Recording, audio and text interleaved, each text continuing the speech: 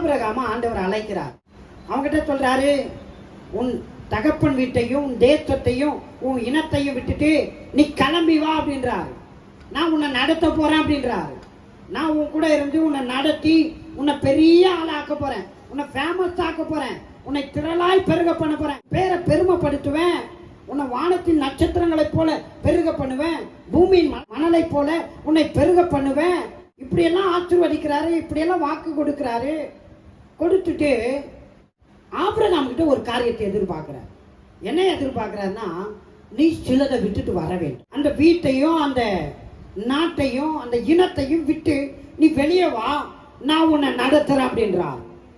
இன்றைக்கு ஆண்டவர் உங்களிடமும் சிலவற்றை எதிர்பார்க்கிறார். நீங்க எதை விடணுமோ விடுங்க, கர்த்தர் உங்களை கொண்டு பெரிய காரியத்தை செய்யணும்னு இருக்கிறார். உங்க மூலமாய் அவர் மகிமைப்பட வேண்டும் என்று அவர் விரும்புகிறார். உங்களை அவர் முழுவதுமாய் நடத்த அவர் விரும்புகிறார். ஆபிரகாமை எப்படி சாட்சியாய் நிறுத்தினாரோ, ஆபிரகாமை அன்றைக்கு எப்படி அடையாளமாய் நிறுத்தினாரோ, இன்றை வரையிலும் ஆபிரகாமை குறித்து எப்படி பேசப்படுகிறதோ அவ்விதமாய் உங்களை குறித்தும் பேசப்படும். உங்களையும் அடையாளமாக, உங்களையும் அற்புதமாக தேவன் மாற்ற சித்தம் உள்ளவராய் இருக்கிறார். ஏதோ ஆபிரகாமை மாத்திரம் அழைக்கல, இங்க இருக்கிற ஒவ்வொருவரையும் கர்த்தர் அழைத்து இருக்கிறார்.